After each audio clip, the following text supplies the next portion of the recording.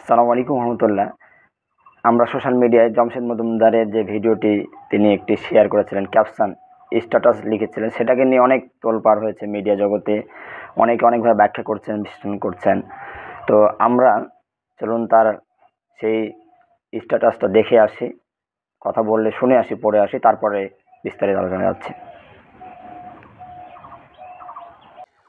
তিনি লিখেছেন যে, একটা সত্যি কথা বলবেন, ফিলিস্তিন নিয়ে আপনার অন্তরে রক্তক্ষরণ হয়েছে, বিষণ্ণতা কাজ করছে। এর মধ্যেও আপনি আজকে নামাজ পড়েননি, এমন কেউ কি আছেন? তিনি প্রশ্ন করছেন। না না, আমি মোটেও বলছি না আপনি বেনামাজি হলে আপনি অন্যায়ের বিরুদ্ধে কথা বলতে পারবেন না। জাস্ট আমরা কতটুকু আল্লাহকে মানি সেটা বোঝার চেষ্টা করা, যদিও বোঝা সম্ভব না। আসলে যে ইমান আমারই কাজে আসে না, সে অন্যের কি কাজে আসতে পারে? তিনি এটি প্রশ্ন করেছেন। এখন আসুন আমরা আলোচনায় যাই। এখন আমরা এবার ব্যাখ্যায় আসি। তিনি যেটা বোঝাতে চেয়েছেন, প্রথমে আমি আপনাদের একটু ক্লিয়ার করি, আমি কারো দালালি বা এখানে করতে আসি নাই। আমি যেটা সত্য সেটা তুলে ধরার চেষ্টা করতে যাচ্ছি, যে উপলব্ধি করার। আমরা সকল আলেমকে সম্মান করে রেসপেক্ট করি। যারা ন্যায় কথা বলবে, সত্য কথা বলবে, যতটুকু দরকার, যে কথাটা জাতির উম্মার কাজে লাগবে, সেটা আমরা অবশ্যই মানবো। যেটা কোরআন হাদিস দলিল অনুযায়ী পাওয়া যাবে সেটা আমরা মানবো। অবশ্যই এটা মানতে হবে আপনাকে। সেটা আপনার পক্ষের শায়েখ হোক, বিপক্ষের হোক, যেই হোক, সত্য কথা অবশ্যই মেনে নিতে হবে। এটা কোরআনের নির্দেশনা, রাসূল সাল্লাল্লাহু আলাইহি ওয়াসাল্লামের হাদিসের নির্দেশনা। এবার আসেন, জমশেদ মজুমদার ভাই যে কথাটি বলেছেন, তো তিনি বুঝে যাচ্ছেন যে অন্তরে তো রক্তক্ষরণ সবারই হচ্ছে, কিন্তু এরপরও আপনি নামাজ আজকে পড়েন নাই, এবং আপনি নিজেকে মুসলিম দাবি করছেন। তিনি নামাজের বিষয়টা বোঝা যাচ্ছেন। তাহলে যে ইমান আমার কাজে লাগছে না, সেই ইমান কিভাবে ফিলিস্তিনে কাজে লাগবে? তিনি তার জায়গা থেকে নাসিয়া পেশ করার চেষ্টা করেছেন। তিনি হয়তো বা সরল মনে করেছেন। এখন বিষয় হলো, আমি তার এই জায়গাতে দ্বিমত যে তিনি এই মুহূর্তে এই কথাটা না বললেও পারতেন। নামাজের বিষয়টা নিয়ে এসে জিহাদের বিষয়টা না বললেও পারতেন। কারণ আমরা সারা বছর নামাজের খুতবায়, সেমিনারে, সিম্পোজিয়ামে, ওয়াজে, সব জায়গাতে তো আমরা নামাজের কথা আলোচনা করতেই আছি। আমরা তো নামাজের কমতি কেউ কথাতে রাখি নাই, সকল আলেম বলছে। তাহলে হঠাৎ করে কথাটা বলার প্রয়োজনটা কি ছিল? যদিও তিনি ভালো মনে হয়তো বলেছেন, আমরা বিশ্বাস করি সরল মনে, কিন্তু সেটাকে অন্যভাবে আমরা হয়তো বা নিয়েছি, ব্যাখ্যা যার মতন করে করেছি। এটা আমাদের পার্সোনাল অভিরুচি হয়তো বা হতে পারে। তো আপনাদেরকে আমি এখন একটু বিষয় বলি। তো অবশ্যই নামাজ পড়তে হবে, এটা তো কোরআনের নির্দেশনা। আপনি জিহাদ করবেন আল্লাহ রাসূলের নির্দেশনা অনুযায়ী। আপনাদের হৃদয় কাঁপছে, না কান্না করে কারো মুসলমানের ব্যথায়, তাহলে আপনি মুমিন না, এটা হাদিসেরও কথা। আবার অন্যায় হলে বাধা দিতে হবে, এটাও হাদিসের কথা। আবার কোরআনের কথা হলো নামাজ পড়তে হবে।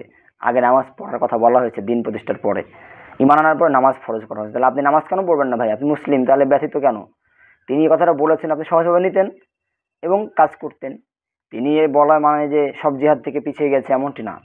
তবে আমি বললাম তো, তার কথাটা এই সময়ে বলাটা ভুল হয়েছে, উচিত হয় না। কিন্তু আমি এবার আপনাদের কিছু পয়েন্টে যাই। যে কেউ 10টা কথা বললে একটা ভুল হইতে পারে, 10টা ভিডিওর মধ্যে একটা ভুল হইতে পারে। তবে তিনি যে ভিডিও বা মেসেজটা দেওয়ার পরে যারা আমরা সমালোচনা করছি, যারা আলেমরা তাকে বিভিন্নভাবে সমালোচনা করছি, বা আমি করছি, আপনি করছেন, আপনাকে আমি প্রশ্ন করছি, নম্বর 1, আপনি আমার প্রশ্নের উত্তর দিবেন যে আপনি যে তাকে উত্তর এই মেসেজটার পরে, স্ট্যাটাসের পরে আপনি তাকে গালি দিচ্ছেন, কথা বলছেন, তার বিরুদ্ধে রিপোর্ট করছেন, আপনাকে আমি বলি, এটা হওয়ার পরে তার সাথে কি আপনার কোনো কথা হয়েছে? অথবা আপনি কি কমেন্টে তাকে এর উত্তর জানতে চেয়েছেন, কেন তিনি কথাটা বলেছেন, বা তার লজিক কি এখানে বলার ক্ষেত্রে আপনি জানতে চেয়েছেন? আত্মপক্ষ মানে সমর্পণের একটা সুযোগ দেয় ইসলাম সবসময়, যে তার কাছ থেকে আমি সত্য যাচাই করবো, নিশার মধ্যে কি বলা হয়েছে। তাকে আগে যাচাই করতে হবে যে তিনি সত্য বলেছেন কিনা, বা তার জায়গায় স্ট্যান্ডটা তিনি কি, তিনি কোন উদ্দেশ্যে এটা লিখেছেন, পরে তিনি ভুল স্বীকার করতে পারেন কিনা, তার ব্যাখ্যা থাকতে তো পারে। তাহলে আপনার উচিত ছিল মুমিন হিসেবে আগে সে ব্যাখ্যাটা জানা দরকার ছিল, বা আমি মুমিন হিসেবে এই ব্যাখ্যাটা জানা দরকার ছিল। কিন্তু আপনি জানেন না সেটা। তো যে আলেম তাকে মধু বিক্রেতা, তোমার কাজ মধু বিক্রি করা, তুমি মধু বিক্রি করে বেড়াও, তোমাকে এই কাজ করতে হবে কেন? আমি ওই মানুষকে বলতে চাই, ওই আলেমকে বলতে চাই, কোরআনের কোথায় আছে আল্লাহ তাআলা বা রাসূল সাল্লাল্লাহু আলাইহি ওয়াসাল্লাম কোথায় এভাবে বলেছেন কাউকে কোনো ভুল হইলে তাকে তার বাপের নাম দিয়ে ডাকা, সম্বোধন করা, উমুকের বেটা তুমি, মধু বিক্রেতা, তাকে ওই নাম দিয়ে ছোট করা, হেই করা? এটা কি ইসলাম আদৌ আপনাকে সমর্থন দেয়?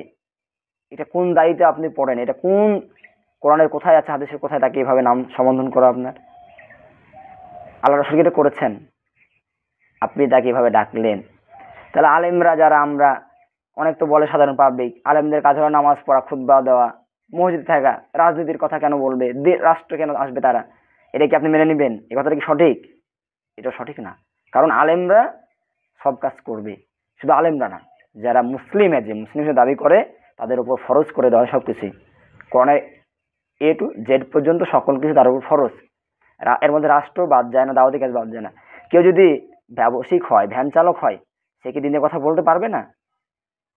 কেউ যদি মধু বিক্রেতা হয়, কথা বলতে পারবে না কোরআনের কথা? কেউ যদি খেলোয়াড় হয়, সেই কোরআনের কথা বলতে পারবে না? মাঝ বয়সে হলে কোরআনের কথা বলতে পারবে না? তাহলে আল্লাহ রাসূলের হাদিস কি? বাল্লিগু আন্নি ওয়ালা আয়াত। আল্লাহর কোরআনের কথা কি? কুনতুম খায়রা উম্মাতিন উখরিজাত লিন-নাস তা'মুরুনা বিল মারুফ ওয়া তানহাউনা আনিল মুনকার। অসংখ্য আয়াত হাদিস আছে। সৎ কাজের আদেশ করতে হবে, নিষেধ করতে হবে অসৎ কাজে। কেন? এটা কি বলা হয়েছে যে আল্লাহ তুমি ব্যবসা করলে পারবা না, তুমি ভ্যান চালালে কথা বলতে পারবা না, কোয়ালিফিকেশন আছে, এটাকে বলা হয়েছে? তাহলে আপনি একজন আলেম হয়ে আর এক আলেমকে আপনি মধু বিক্রেতা বলে ছোট করছেন, কাজ তোমার এটা, এটা কাজ না।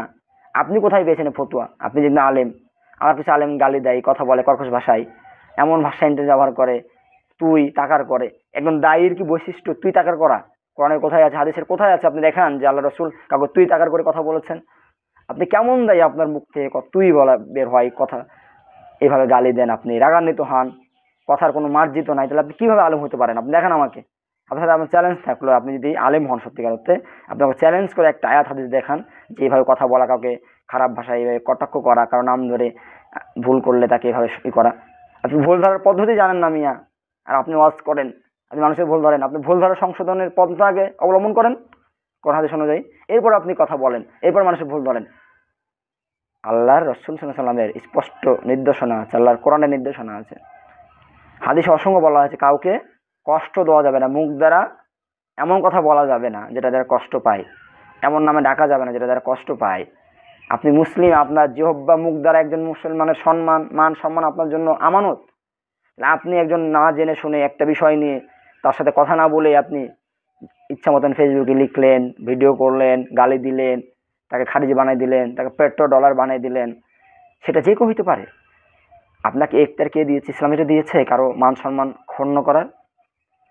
আপনি কি দেখেছেন? নিশ্চিত সে হচ্ছে পেট্রোল খেয়েছে, আপনি কি দেখেছেন? আপনি প্রমাণ? সেটা আমি কারো দালালি করছি না, আমি আগে বলেছি আমি কিছু আলেমের বিরোধী করি, কথার বিরোধিতা করি, এই কিছু জঘন্য কথা বলে এগুলো আমি বিরোধিতা করি, কিন্তু হক কথা হকই, সে যেই ধরনের আলেম হোক আমি তাকে সম্মান করবো, রেসপেক্ট করবো। তাহলে আপনি কিভাবে তাকে পেট্রো ডলার ভাই আমি বলতে পারেন? আপনি আপনি কি দেখেছেন ভাই? নিজের চোখে দেখেছেন? তাহলে যেটা দেখো নাই, যেটা প্রমাণ নাই তোমার কাছে, তুমি এই কথা বললে তুমি যে গুনাহগার হবা, অনুমান ধারণা ভুল গুনাহের কাজ, আল্লাহ তাআলা কথা, রাসূলের হাদিস। তাহলে আপনি আলেম, এটা জানেন না ভাই? আপনি জানেন না আলেম? আপনি জানেন ভাই, জানেন। আপনি জানার পরও গোপন করছেন আপনি আলেম। আপনার কাছ থেকে মুসলিম উম্মাহ কি শিখবে? কিছু শিখবে না।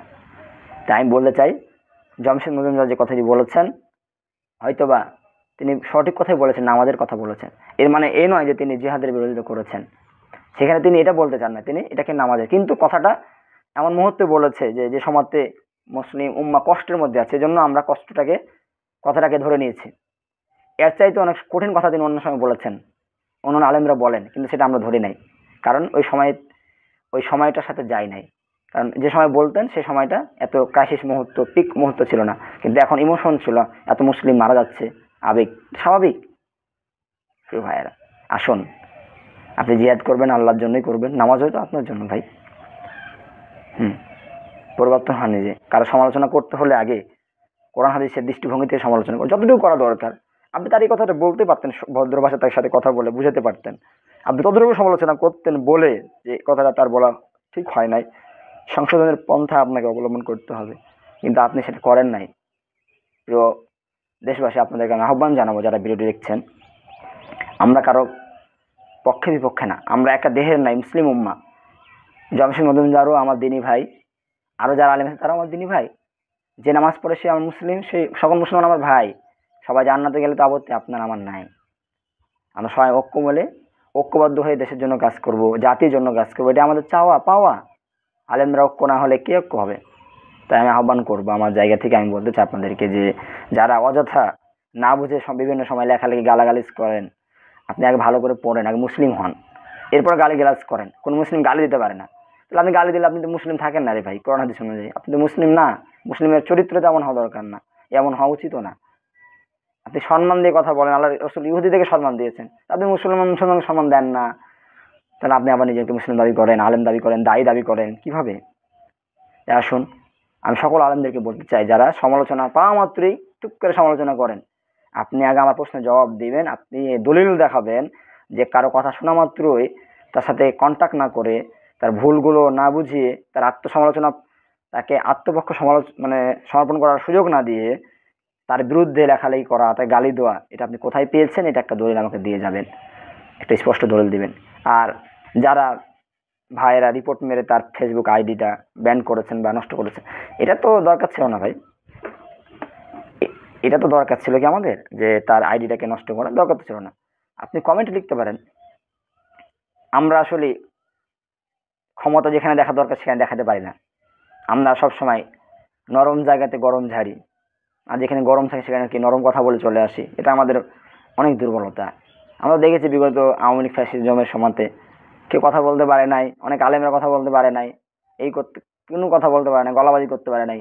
এখন ঠিকই গলাবাজি করে, তো তখন গলাবাজি করতে পারেন নাই, তাহলে আপনি ইমানদার, এখন কথা বলছেন জোরে জোরে, এটা হতে পারে না।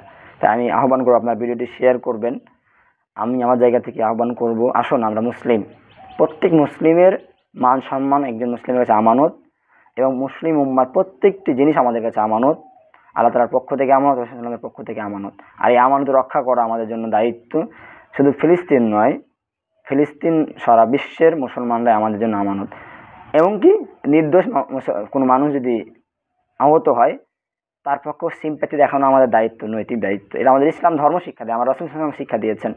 সেটা মুসলিম হোক অমুসলিম হোক, কোনো নিরাপরাধ মানুষ কি ক্ষতি হওয়া, তার অমঙ্গল কামনা করা আমাদের কাম্য নয়। তাই আসুন আমরা সত্য পড়ব, সত্য জানবো, সর্বদা আমরা আল্লাহ তাআলা রাসূলের নির্দেশনা মেনে কাজ করার চেষ্টা করব। এবং অবশ্যই আপনাকে নামাজ পড়তে হবে, নামাজ ছাড়া তো কোনো গতি নাই প্রিয় ভাই। কিয়ামতের ময়দানে প্রথম হিসাব হবে নামাজের, সলাতের। আপনি নামাজ না পড়লে তো আপনি জান্নাতে যেতে পারবেন হিসাব যদি না দিতে পারেন? আল্লাহ তো দয়া লাগবে। আপনি পরীক্ষার হলে না গিয়ে বলেন যে আমি পাস করে নেব, এটা তাগিয়ে লেখা আছে, এটা অসম্ভব। ফাইজলামের একটা সীমা আছে, যে কোনো একটা সীমা আছে। ইসলামের আদর্শে চলে, নির্দিষ্ট রেখা নিয়ম পদ্ধতি অনুযায়ী চলে। আল্লাহ তাআলা আমাদেরকে সঠিক বোঝার তৌফিক দান করুন, আমিন। আসসালামু আলাইকুম ওয়া রাহমাতুল্লাহি ওয়া বারাকাতুহু।